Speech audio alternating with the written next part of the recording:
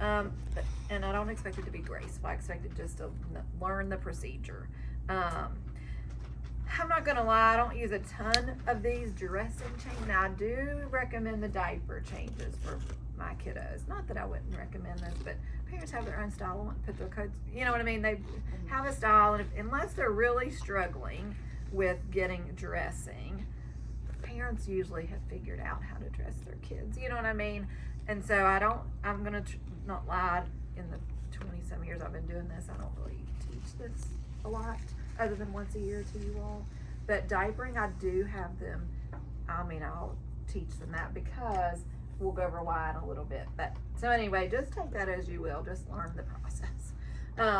So you'll look at your pictures. If you got it on your pictures, you're gonna lay the kiddo on their belly with their involved arm. So both arms are gonna be over. This can work on head control.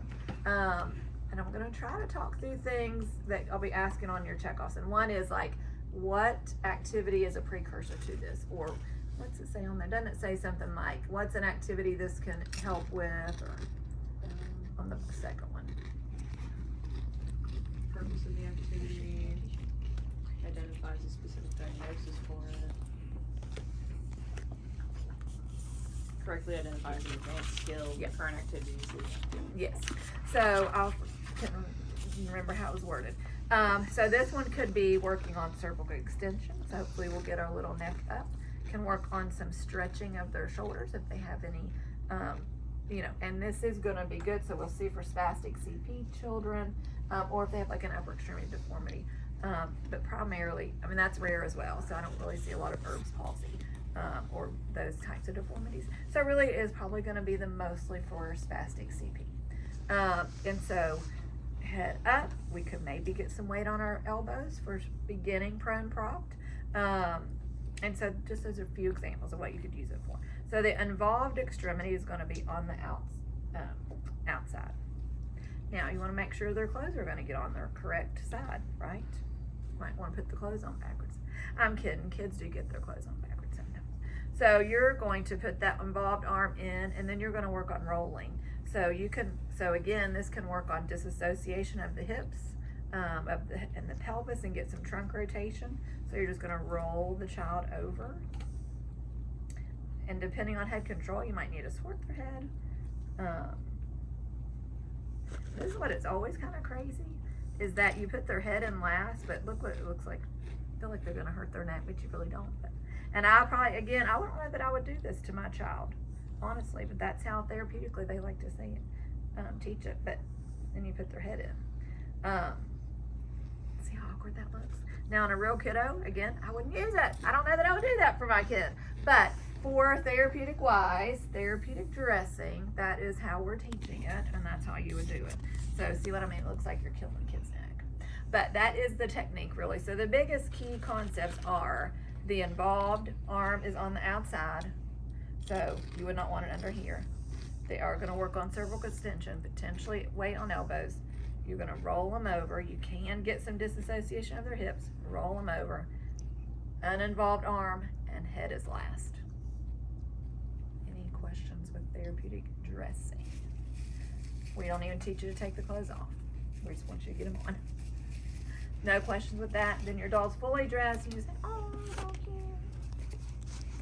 Y'all look exhausted. I feel like I need to jump up and do some tricks for y'all or something.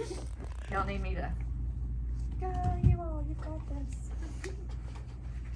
Why is the head last? Like, what's the therapeutic reason? There is no therapeutic reason. Really, the therapeutic purpose is to get the involved arm on the correct side, so you're not getting it.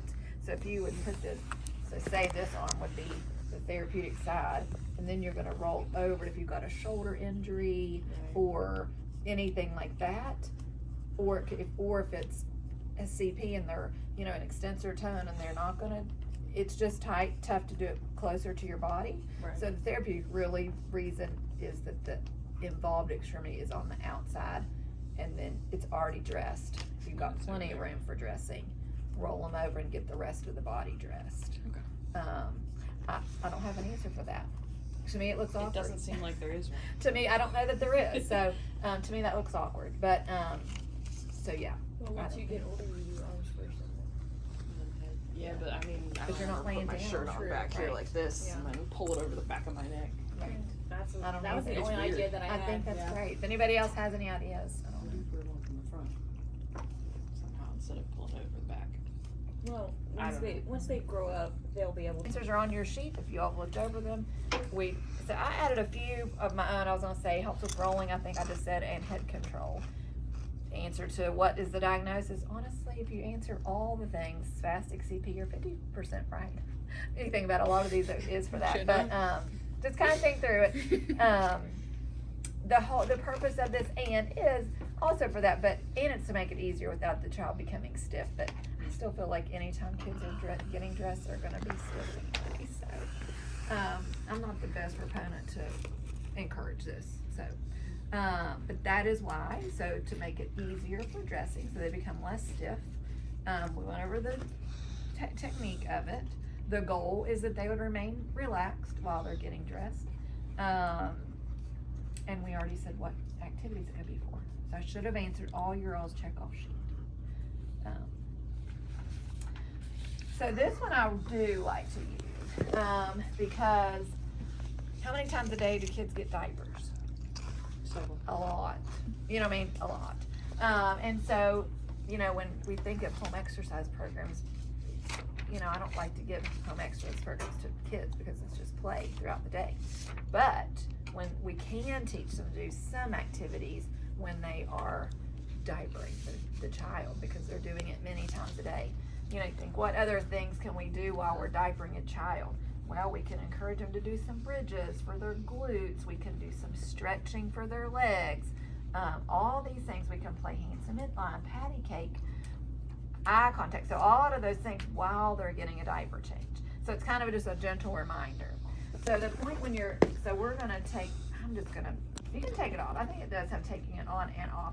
So the whole point is, before I even take the diaper off, is you're really just gonna bend one leg up, do half the diaper, then the other side. So it's really not a hard technique. It's just basically getting disassociation of our legs, beginning rotation for rolling, and then all the other things I just said. So you're just gonna take one side of the diaper out, flex their hip up, tuck it under, back down, unhook the other one, flex up and rotate, and you're gonna come take it out. Now I always say do not do this on a poopy diaper. Don't recommend it on a poopy diaper. This really should only be on a pee diaper, because that's, you know what I mean. You're just managing the poop at that time. So anybody who said change a diaper, you know, you would not wanna do this on a poopy diaper. And so that's how you take it off. Really, it's just easy. You're gonna unhook it, flex one up, step it under, down, up, rotate, and pull it out, and you're done. Then you're gonna put the new diaper in, say this is a clean diaper. Same thing, flex up, rotate over, stuff the diaper under as much as you can, rotate them back down, flex up, rotate, and it was already out depending on the size of the child, and back down, and then diaper them just like you would typically, you know what I mean? Anybody ever changed a diaper? It's been a long time. It's been a long time. Well, Some y'all have. have. Yeah, you all have. But anybody else that's not been in childcare, you change, say you change diapers, say really, do what? Is it similar to like an adult one? I don't know that I would do all this for an adult, but yeah, the diapering, Not the the diaper's process, the but the same. same Yes. process of putting it Yes.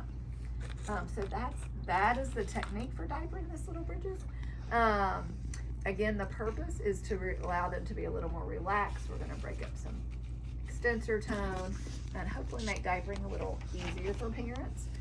You'll say sometimes the, you know, typical kiddos you'll see flailing and moving and they want to get out, but this is for the ones that really aren't moving as much as we would like, and we really are doing all the work.